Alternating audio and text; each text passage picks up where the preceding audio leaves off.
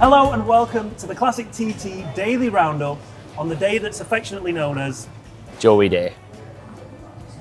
Fantastic. You wouldn't know, would you? No, before we get into that and we talk about it, it's the first day we've had some racing yesterday. We didn't touch on it in yesterday's Daily Roundup because there was so much going off and the parades and everything like that. So shall we talk about that phenomenal lightweight race? Yeah. Won by? Michael Dunlop. And how did the race unfold? Because it wasn't all plain sailing, although he was out in the lead, and if you looked at the timing sheet, it looked like he just romped it, but that wasn't the case, was it? Well, he was determined. By the time he got to Glen Ellen, he was 2 seconds up in the lead. You know, that's a fair bit of doing, isn't it, in one sector. He was off the line, a little bit, you know, hazy, fluffy, didn't quite clear its throat properly. You had to look to a guy like Ian Locker to get the start, because he just had it dialed, had it absolutely nailed. But Michael just showed up.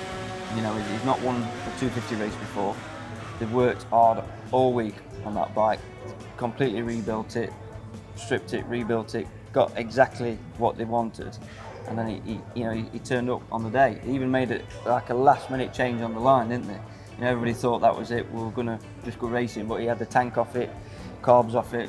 I don't actually know what he did, whether he dropped a needle or, you know, changed a jet or whatever. Last minute change, and it made all the difference. I was going to say, that's not a last minute change, that's quite a lot of work. You noticed, but Big Mark Kelly was there, and that he actually worked on Joey's 250. Yeah? Yeah, so that's who was working on Mike's big man, we call him, is Mark Kelly from home, yeah. So that was quite cool to see. Like, he's literally just come over the last few days to sort the 250 out for him, so really good. But yeah, like I said, the race was close at the start. You know, Adam McLean went strong, Mike Brown was going strong and had an issue. We don't really know what happened. I think the bike just went off a little bit, lost 10 seconds, dropped it all in one sector, dropped back. That put Adam and Ian Locker into the podium positions. And then at the end was Adam McLean. Obviously the bike went off a cylinder and he rid the thing on, so yeah, that engine's going to need a little bit more than a bit of polish after, but it was the closest finish. So 3rd, 4th and 5th position were all inside 0.6 of a second. Were they? Yeah. Yeah, Dan Sale was 4th, wasn't it? Yeah. And we had to wait till everybody had come through just to see if McLean had actually made that podium.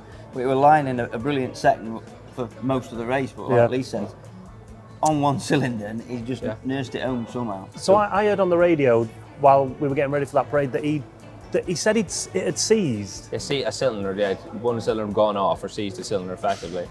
But yeah, it won't have sounded nice, and it's like, that is not mechanically friendly. So obviously the team will be happy they got a podium, but yeah, that's going to need a little bit more than a bit of polish to get that one out. Are you stop? If you hear that, are you stopping? Yeah, I would pull over. Yeah. So hands over the clutch all the way down for the rest of the and the it'll lap. not sound nice. Do you know what I mean? The bike's flat. He come across the line. I said it on the commentary.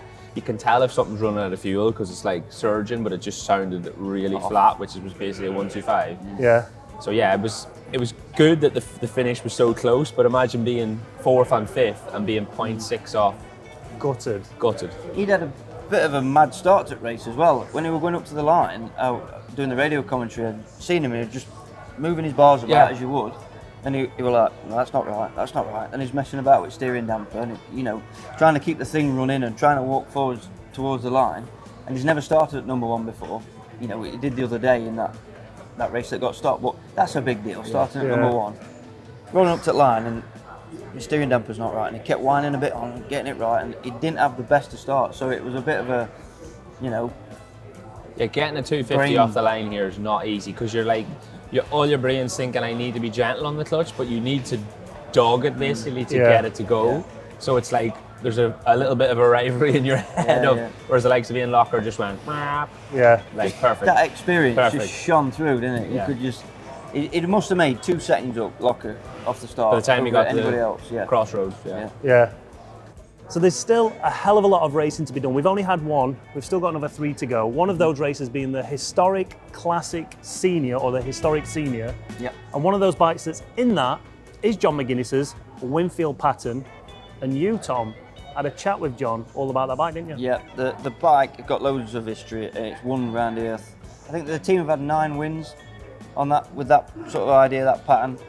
So the wealth of experience is unbelievable, and the commitment to putting them bikes on on the grid here this year is like unrivaled. The team are solid and they really mean what they do. You know that you can't just buy bits for these bikes anymore. You've either got to engineer them or know exactly the right people to contact, and there's nobody else more passionate about them bikes than Roger Winfield, and the perfect rider in John McGuinness because he cares about them. You know, and he's actually really committed as well. He's riding them hard. So it's a good little interview. Let's go.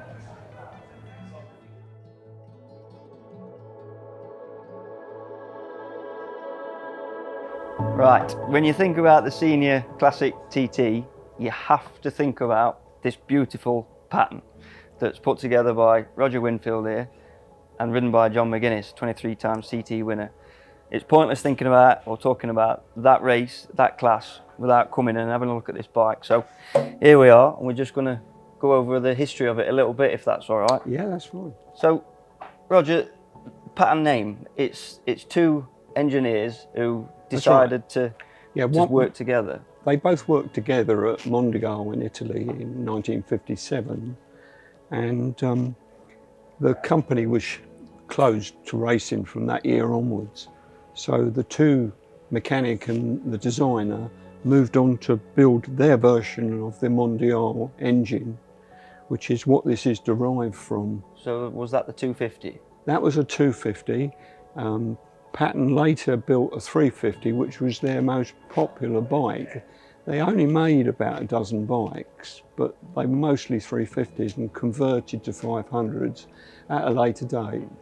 So you've got this amalgamation of two brilliant minds that just solely produce beautiful little racing bikes in Italy. They only stayed in partnership for a few years, but and Patoni carried on developing the bikes. They are wonderful, aren't they? Proper little racing bike. We were just talking a minute ago, that dry clutch on it, made by Suter, you said. Yeah. I mean, that kind of development and that kind of technology all them years ago. You can see certain features of the bike that show the pedigree that's there. And you were saying the feel of it, just going down the box. Clutch works lovely, yeah. I mean, you had some classic bikes and just never just feel right, but this feels right. I mean, I use it on the downshifts. Always try and be mechanically sympathetic with the bike because I get told off Roger if I damage it. But the clutch works great, the gearbox works great.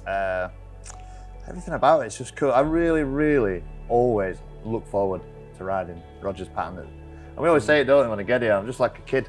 Come and have a look at it, I'll sit on it and jump on it, and we just it was a great bit of camaraderie in this garage between us all, and I love every lap I do on it. I just want to ride it all the time. So, but we just did one lap yesterday on it, so I want to try and save it for the race. But well, you're fast on it, aren't you? 112.2. Second fastest so far. Yeah, we did a standing start lap last night, over 112, which is in the ballpark, definitely in the ballpark. Still hold the lap record from 2016. 113.35 is it or something? 342. He's all over me with that one. He's on you, mate. We need to be doing that speed to win the race, but going back to when the classic TT started, they spoke to me about riding Roger's pattern. I was in immediately, so we did a cheeky little parade lap at the TT with it, and we rode it at Derby, didn't we? Yeah. Just had a little spin on at Derby, and we've been together now. What's that? 12 years? Yeah. So, Well, that says it all, really, about how well you can put a bike together and give a guy like John confidence to come and commit to this course. It isn't just myself. I mean, there are other members in the team that make a big contribution as well. So,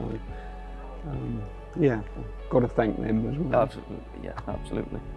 How much input have you got to put into this? You were saying, like, down into Ballacrane and stuff, you really got to, don't say too much, don't get yourself fired, but you've got to find that balance between, shoving on and sympathy for the machine, because it's a classic bike at the end of the day. We're constantly developing it. Little things, the engine and everything's good, the chassis, but we've got a little bit of a chubby seat on here because I'm trying to get me up a little bit for the old injuries, and we're trying to get the bars out a bit wider. You make it a little bit more comfortable. And the brakes, I'm always sort of half complaining about brakes, so Roger's took it on himself this year to make his own hub. Yeah. So the development into that front hub's amazing, and the brakes are way better because, the guys, the top TT riders are pushing hard, and you know, you've got to go into Quarterbridge really, really hard. You've got to go into Braddon Bridge as hard as you can. You know, you've got to scratch, you've got to short circuits down into them, and you've got to load of fuel on. Things got to stop. So last night on the standing start lap, I had a good old go into the Quarterbridge, and we had the tyre warmers on it and everything ready to, because that's what the race is going to be like. And if you're slacking on the first, to Glenelg, that first sector, it's hard to get back. So you've got to push hard. But they're so nice to ride. Everything comes at you a bit slower, so you can get on the perfect line. You know, you can get top of the Gara. You can get back to the right-hand side of the road before you turn left, and going into the 13, you can just hit the second apex. Well, the superbikes are always like, ooh, you always feel a little bit behind them all the time. But these are just so nice to ride, to get the best out of them. Yeah. So you're reverting back to your 250 days. Yeah. Bringing out Stay that behind experience. that screen. Yeah. You know, you lift your elbows out, you lose a couple of hundred RPM, and that's what you don't want. You've just got to keep them singing, keep them hit all the optimal lines. And when you get it right, it's so satisfying. You know, when you win a race on one of these, you know, it's a lot goes into it, and I don't appreciate it. I go away and do my things, and I know Roger and the team are constantly tweaking and developing and faffing about. You're always faffing, so that's why he get 9 wins. Well, he's passionate about it. He's super passionate about it. You have to be, you know. And we've got another old fella, Ian Lucker, flying around the one as well. He's won 9 TTs as well. He's nipping at my heels as well. Is there any data sharing going on, or is there going to be a wall up in the garage soon? Yeah. Yeah, we're sharing the comments. I mean, he's busy flat out, but he's a good old hand as well. He's won on the pattern before. He won on Steve Lindsell's pattern Yes, he did. So I'll keep on my toes. So you were 2015, 2016, 2018 winner on this bike? Or yeah, Josh Brooks bike? rode it and won on it in 2017 when John was injured. John was injured. So what's the chances for another sneaky win? Well, I'll be going for it. I'll be sulking if I don't win it. I'm not going to lie. I come here to win this race, and if I'm not, I'll be slightly upset. But we can't do any more. We've thrown everything at it. Bike's good enough to do the job. You know, we have to stop for fuel, so the singles don't have to stop. So we're just going to have to be sharp in the pits and just get my head down and see where it ends up. You know, it's a 4-lap race. It's a race of attrition on these. You know, you can't just bury them to death. You've got to get them to the finish as well. So hopefully we'll be there at the end. John says that he corners quicker on this than he does on his superbike. Yeah, I believe that. It's an interesting one for you there, lads. We should get a speed camera in the middle of a corner, like an 80-90 mile an hour corner, maybe 110 mile an hour corner. I'd love to see, you know, an apex of a corner on this and then on the file blade. I bet you're every bit as quick, if not quicker on that. Yeah. Just the superbikes have the power from go to A to B, but the corner speed on them is phenomenal. There you go. Fully committed. Not bad for old technology. Well, good luck. I hope you get the result you deserve, and Cheers, bring her guys. home safe, Johnny. Well.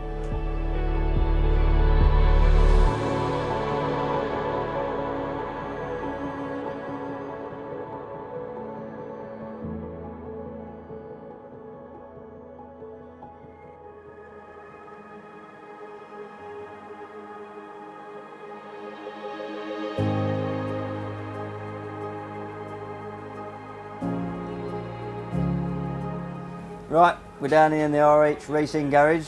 Rhys Hardisty, Royston Edwards. Yep. In front of this beautiful, completely unique as well. RG 500, 1985 you said, didn't you? Yeah, the Gamma bike, so that was the road bike. Yeah.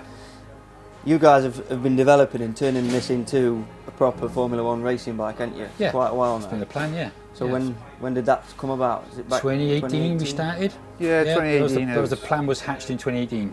And and that was the idea. Yeah, I had a bit of money to one side, so I thought, right, we'd do something silly. Yeah. So that's it. So because I've seen all the 4-strokes in the big race, and back in the day, it was half 2-strokes as well. Yeah. So I thought we need some smokers to make it properly, tradition. So that's it. So I thought we'd do that. 2-stroke fans anyway, because of the TZs and stuff like that. Yeah. I started racing on 250s, so you were keen for a big 2-stroke, and I was a bit sort of apprehensive about, well, mainly how we're going to afford to put fuel in it for 4 laps. But there's a bit of that. Yeah, it needs a fuel tanker, but it's it's worked out all right. We didn't make the first year with it. We just had maybe next year, and then we brought it then. And that was our base really. But it was sort of destined to turn into a really nicely done standard bike, wasn't it? Yeah. I wanted to scaffold it away to turn it into a race bike. Yeah, the idea was it's almost although Formula One rules back in the day, but I want to stay true to the last of the RG 500 races, the square fours, before they went the Swansea or the V4s. So the idea is to keep the silhouette and the basic bike looking like one M. So it's almost a Mark Line replica, but at the same time being an F1 bike. Yeah, but you are right. The guy who had the bike, he wanted to put it back to a mini road bike because it was his road bike. Couldn't afford it, and basically he had to put a roof on his house. So Richie sold the bike, but he didn't want somebody to turn up with it that had spent all the time, turning it into the road bike he always wanted, and turning up into his work and like, look what I got really. And so when he said, what are you going to do with it? We're going to chop it up and make a race bike out of it, Roy said, and he was like, that's great, take it. So he's come down. It was destined to come. Yeah, that's it. When it first got it going on the dyno, he came down and had a look, didn't he? So that was it made up like. So. Yeah. Is it, like the engine configuration, it's unique, isn't it? A square four. Yeah, I suppose now it is. Yeah. Two cranks.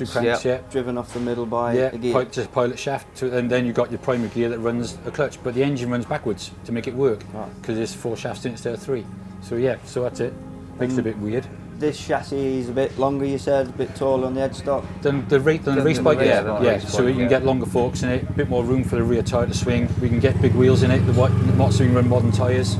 So what you need, So it's like a proper TT built bike. That's what it was. It was always built, and the aim was to bring it here. So anything we've done, has always been to come here. Like the tank, we got lucky with that. It's an ex Suzuka tank from back in the day. It's because we started thinking, we're going to get a tank mate, and then this popped up. We've seen it for sale somewhere, and I was like, we need to have that. So nobody wanted it because it's a big ugly thing. We're like, that's great. That suits us down the ground, So when like the forks and the wheels we put in it, they came out of a Euro R6 because we couldn't take it to TT with them in. So we're like, we'll keep them, and they'll go in the RG. Because they're safe and they've been tested. That's it. But they're PVMs, so nice jobs. TT proof.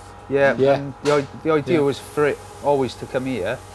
Everything we've done has been within mind to come here. Like even the standard tank's never been back on it since. We thought we'd use it for short circuit, and we just haven't. But it is. But yeah. How are you finding it? I mean, you've got to 114. I think 114.8 or something like that. I'm not very good with numbers, so I just go, that'll do. But you've chipped away and got to a really good time. Yeah, so I think... I'll say that again. You've chipped away and got to a really good time. I didn't think they'd do 110. I'd like... Is there a goal? Yeah, the goal is sort of, for me, is like... He's got a goal, I'm just happy he's going round. I'd like 116, 117. I think it is possible. That's what we're doing now. We're working on, trying to work out gear ratios because we're a bit limited on what you can put on it, just to try and get that little bit extra out of it. But I'm really happy with how it's going this year. I mean, really now, we've sort of got to the limit of what you can do with that chassis, and that's becoming more evident now. But he's got the fix for that. But that's at home. So that's stage 2 bike. So ongoing development. I like you. But no, it is good. Like it is good. Everything about it, even at the back end, there's a Metmachek swinging arm in there, and I used to work at Metmachek. I didn't make that one. I'm not that old. But still ride. You can always polish it if you want.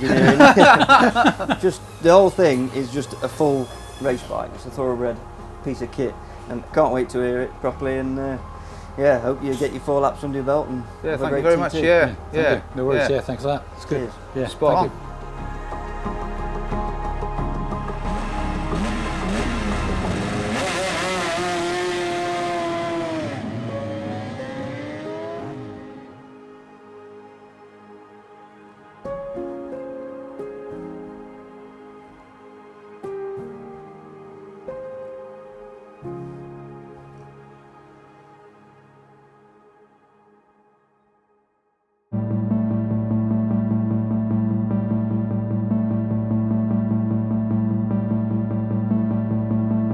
Right then, we're back at Mercury Suite at the Joy Dunlop exhibition, just having a chat with Gary. Gary's a family man, ex-motorbike racer, and happens to be Joey's son. So nobody better to talk about the great man himself. Gary, you've got his old race van out there. Yeah.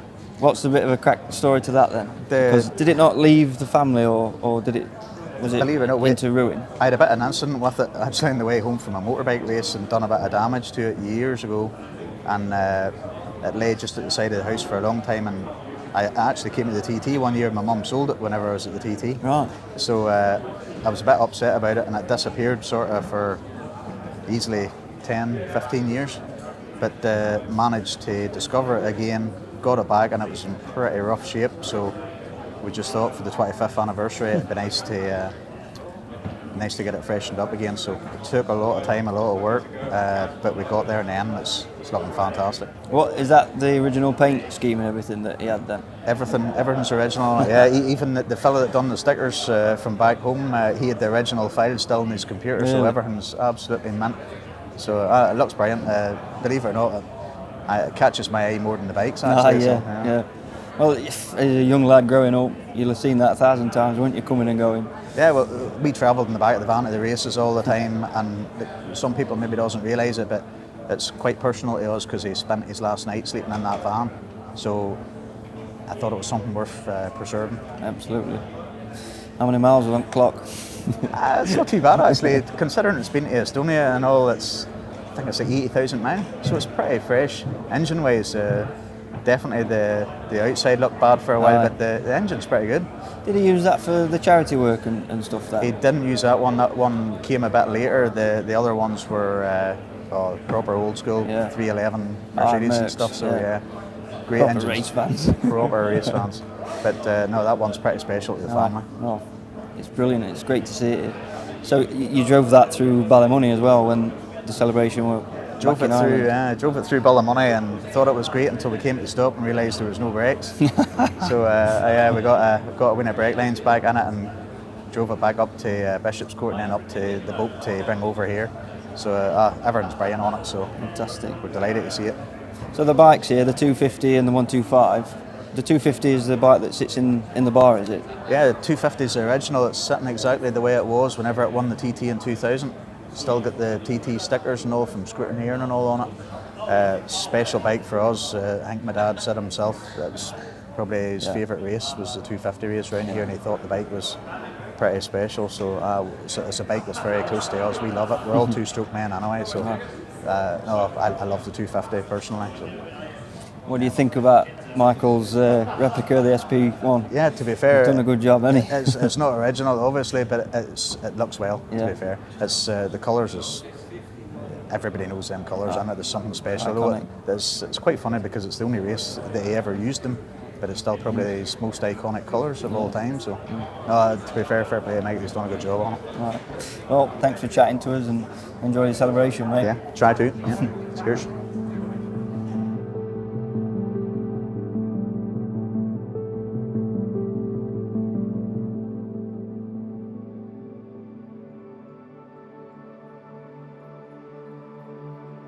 So there we go, another daily roundup wrapped up, and I've got to hand it to Tom Birchall for actually doing some work. Not that you don't do any work, the fact that we don't do any work on the day. I shouldn't be saying that out loud, should I? So I'm carrying you. It's going to be you on your own tomorrow, isn't it? How enjoyable was it to speak to Gary? We spoke to him up on the stage in the podcast, but to have him there for a couple of minutes must be great. You must have found out some great information. Yeah, I mean, we did the interview, obviously, that was going in the roundup, but I just stood and chatted with him for a bit after before he got on stage with you lads, and the history that's going on with within that family and what he's had to deal with as a young lad, and then all through his life. It's a lot of pressure. He had to deal with a lot. All them fans of Joey would always look to him, want an autograph, and it was a little bit like overwhelmed today, because it's not him. He doesn't want to be in the limelight. He doesn't want that, but he understands that people want to celebrate the great man himself, his dad, so he has to do that stuff, and we're thankful that he's got involved and brought these amazing bikes and his van out there and all that effort they went to with that. So yeah, I wonder what it's like. How it feels to come in and see all this dedicated to your dad. Yeah, because obviously everyone on the outside sees him for the motorbike racer, but that's his dad. Do you know what I mean? Before all of them other things, that's all he's known him as is his dad. So yeah, and we spoke to him on the stage, and we wanted them little nuggets of information that only he will know as a family member. I know it's a famous thing happening, but still it's stuff getting talked about at the kitchen table, on the sofa, do you know what I mean? Them's the things that we have to grasp as fans that were his dad. Yeah, amazing. If you've not been down here, you've got one more chance if you are on the island to come and visit the Joey Dunlop Museum. It is amazing. If you're not on the island, I'm sure there's enough B-roll around here to get a taste of it. But gents, Joey Day is done. We're back to racing tomorrow. A full programme. Classic, historic, classic senior, historic, lightweight or junior. And then we've got the classic senior. Is that right? There's a lot of classics and a lot of historics. Senior TT, yeah. Yeah?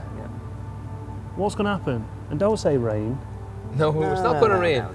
It's going to be amazing. We're going to have a good Amazing. You're not allowed to. That's racism. It's not racism. I'm just making fun of your accent. Where do we complain about this? Nowhere.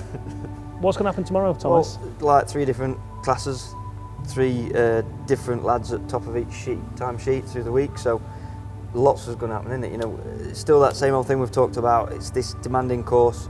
We've got to nurse them bikes home. The classic juniors, the historic.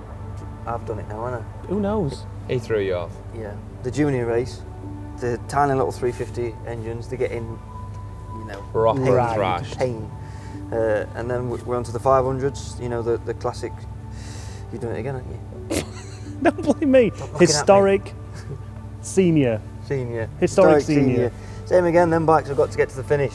But I know that like you guys like McGuinness, they're hungry for it. You know, we did that chat earlier on, and it does mean it. You know, I asked him just off camera actually about that bike, and he said, I want somebody to record the mid-corner speed, because he thinks what he does on his superbike he can do on that pattern. He feels like, not obviously not entry and not exit, but mid-corner speed. Right at the apex. It is It's just as carrying quick. proper speed, and they're pushing on with them.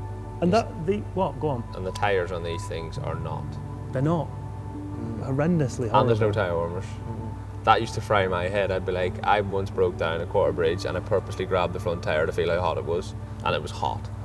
And I thought, oh right, I can actually go, because you couldn't do that on a modern It was tyre. freezing. No. All right.